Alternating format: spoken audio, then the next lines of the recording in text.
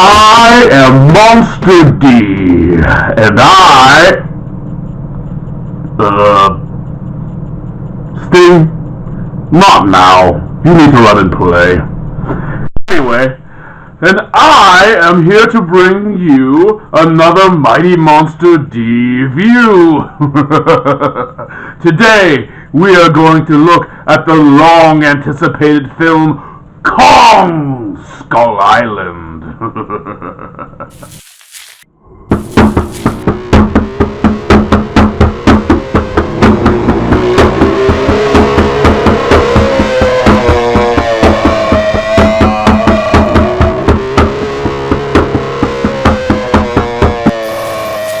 And now for the plot of the film.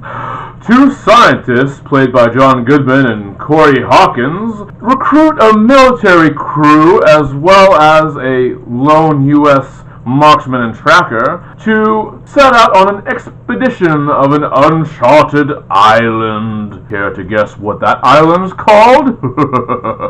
When they arrive there, they are almost immediately confronted by the island's king. Care to guess who that might be? This confrontation sends all the characters spinning and sets them all on their own character arcs. Some of these arcs line up pretty well. Some of these arcs not so well. Will these characters be able to converge and work together enough to survive this strange and mysterious island, or will their unique and individual desires and goals pull them apart and get them, well, torn apart?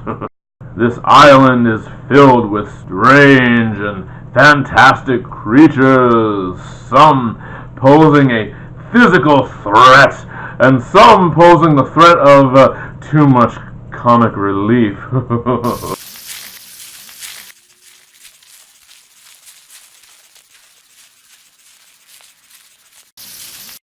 Now to talk about some of the cool parts of Kong Skull Island.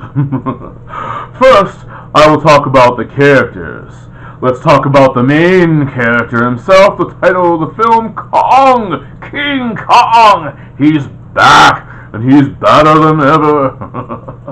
First, I am happy to report that in this movie, Kong really is a giant monster, and he is his own species. King Kong is not a gorilla. If you go back and watch the original 1933 film, you will never hear him called a gorilla. Certainly, he does have some aspects about him that are reminiscent of a gorilla, and will remind you of them, but he's not a gorilla. He is his own species of super giant ape. And they portray that in this film very, very well. Actually, an interesting thing about this movie, I actually found the way he moved and walked and carried himself in some ways reminded me more of the 1970s De Laurentiis film King Kong, who was actually a man in a suit. Very fitting for a slightly more kaiju-centric take on the creature and this world. Also, there is Skull Island. I appreciate what they have done with this place. Yes, it is more than just a place, a setting, a backdrop. Skull Island, much like Gotham City to Batman, is like a character in this film. Yes, it adds a certain level of mystery, and it really interacts with the actors in many ways. Not only does it throw threats at them, but it also gives them things to think about and consider. It adds mystery, it builds tension, it moves the heart in a variety of ways. So yes, there very much is a reason to have Skull Island in the title, and actually, in fact, an earlier version of the movie saw it just being called Skull Island. Part of me would have actually preferred that, and the movie is not afraid at all to take long gaps away from King Kong himself and really explore this world. A cool thing also about it is that it is lush with unique monsters and creatures. Some of you might want to see the old school traditional dinosaurs, the T-Rexes, the Triceratops, things like that, but this movie takes a different path. Again, for all of you who might be tired of the old King Kong plot and it being remade, well, this might just be the movie for you because it goes out of its way to create its own unique mythos. It starts things over, it goes its own path. It pays a certain level of homage to the original, but it is its own world, and that I appreciate. Also, there are the military group. I mean, first, of course, you have the stereotypical joking and one-liners between the soldiers that you see in every film, but you go a layer deeper than that, and you can tell these soldiers have been through some things together. They are battle-weary and tired, but they love and respect each other. And also gone is the stereotype of the overbearing war general and the underling soldiers. No. Every single member of this military acts as a unit. They all really care for each other. They know each other. They have been through it together, and that I very much enjoy. Also, of course, we need to get into Tom Hiddleston's character. The first thing I want to say is he is not Loki. For those of you wondering if he can play the more burly action hero type, fear not, for he does it well, and he does it with just the right amount of finesse. This character he plays, this James Conrad, is more than just a muscle-bound, two-dimensional action hero. He actually has depth and contemplation. He stops to think about the situation he's in. Yes, he is tough, and he knows his stuff, but he actually is more than that. He actually will consider his surroundings and be even a mediator between characters when he needs to be. Very unstereotypical of that type of role. Then there is John Goodman's character, Bill Miranda. What can you say about John Goodman? He is a scene-stealing actor. He can't help it. He commands the scenes that he is in, and this character begins with a certain level of mystery. You're not quite sure what he's after, or perhaps you think you're sure you know what he's after, but he has different layers and turns to that, and the more you get to know this character, the more you begin to understand his side of things, and he has various reasons and motivations for what he does. He brings a masterful level of depth to this very simple type of character. And speaking of scene stealing, I have to talk about Samuel L. Jackson. What can I say? Actually, I come very close to saying he actually plays against type. For much of this movie, he actually, compared to many of his roles, is relatively mute, relatively quiet. Now, he is the military leader here, and he does command his soldiers in the bravado way you think he would, but he also knows how to stop and reserve his speech in times. I mean, in this movie, people can actually talk to him, even perhaps talk down to him, and he actually will stop and contemplate his words before he says them.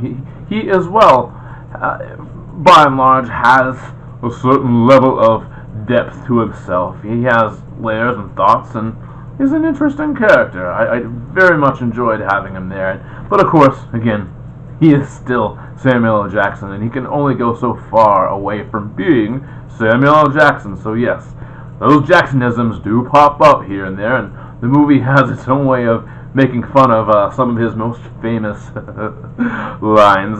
Another thing I appreciate about this movie is Brie Larson's character, Mason Weaver. She goes out of her way to be a character who is very much not the stereotypical blonde damsel in an ape gone crazy movie. Don't expect another Fay Wray and Darrow type character. That type is gone. Also, I really have to talk about John C. Reilly. I don't know about you, but I know when I first saw him pop up in the trailers, I was a bit concerned. Is he going to be some tornado of slapstick comedy? Is he going to be a live-action Jar Jar Binks? Is he going to bring this movie down to a silly comedic level that it should not be? Well, rest assured, John C. Reilly actually very much surprised me. I believe I've underrated this actor a lot over the years. I actually dare say this film could not have made it without his character. He brought something to this film that really has never been seen in a King Kong movie before. I won't say a lot about where his character goes, but stick with him. I think he'll grow on you, and rather fast, actually.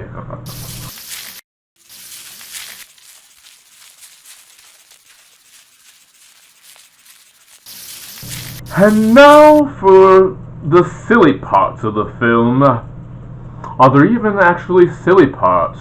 Well, yes. There are a scant few. The first thing I'm going to bring up is the use of CGI animals. And I mean animals that actually do exist, that you can find in real life, but they feel the need to replicate them through the computer. I generally wish all movies would just stop this.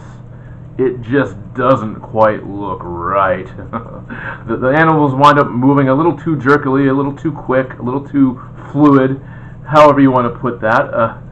At times it gets a little bit distracting. Just stick with the real animals in that point. The funny thing is, I actually believe some of the fictional animals, the monsters, looks more realistic than some of the real animals of the film. How silly is that? Another silly thing about the movie is it's a thing that it does with the camera. I want to call it a kind of Marvel thing. That is, when the movie is obviously trying to set up a larger world, i.e. sequels, it goes into this mode where it starts cutting really fast and trying to build some really quick excitement and tension to let you know that this is important, this means something in the future, pay attention, pay attention. And I'm not saying I entirely hate it. I'm not going to bash Marvel, I like them as well. But it is something I find a little silly. Some people could find it a little off-putting and even a little too, dare I say, commercial at points. But so there's that. Another thing I think is a little silly is there's a little bit of that, what I like to call protagonist volley. You saw something like that in 2014's Godzilla. The comparison was inevitable. In that you spend a certain amount of time following one character, and then the movie seems to flip, and all of a sudden someone else is the protagonist.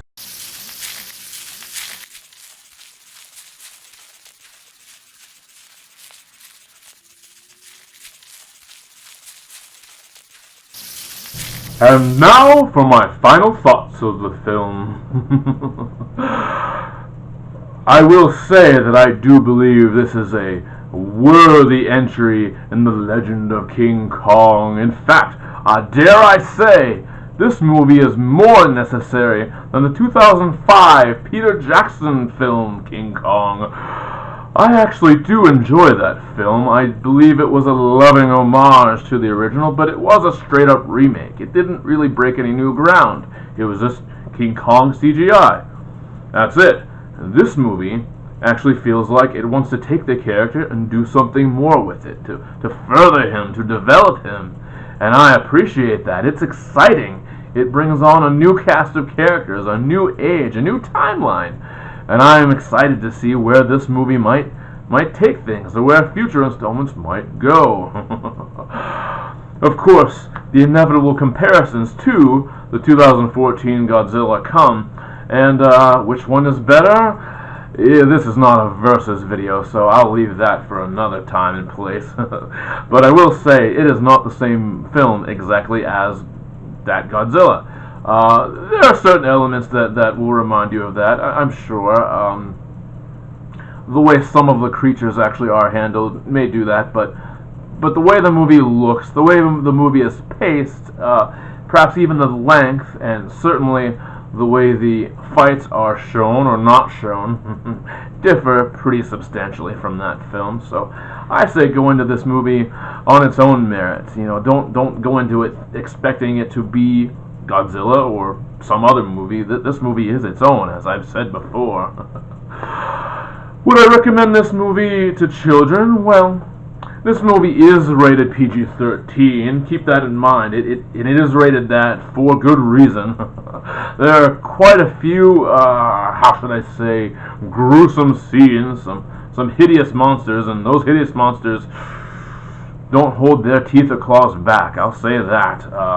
If I were a child, if I were a little monster maker walking into the theater seeing this for the first time, there are some scenes that probably would have scared me. I probably would have teared up and looked away. However, as a kid, I also loved these kind of monster movies, so after that initial shock, I would have clawed my way back to watch it again, and I would have learned to love it.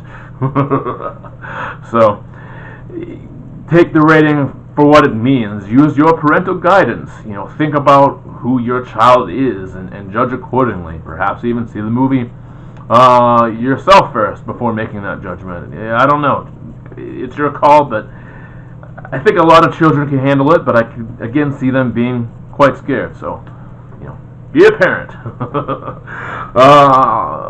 And finally, the last thing I want to say is, now pay attention closely, see this film. Go see it. Go see it now.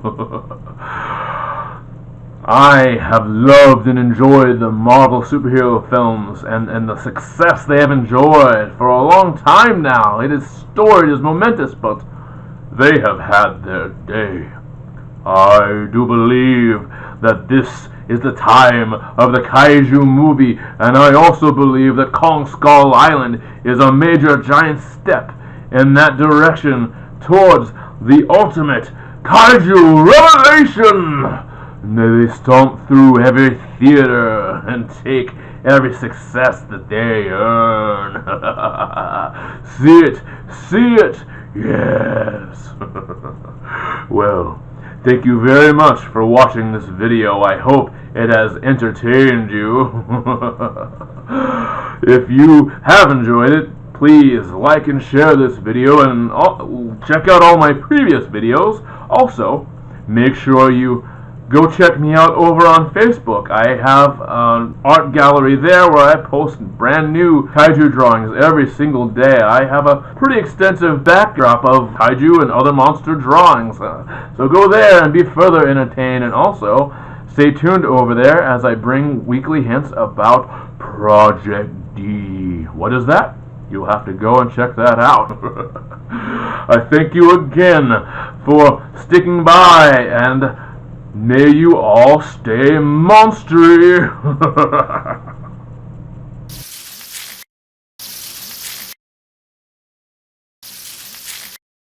Also, about this movie, I will say this.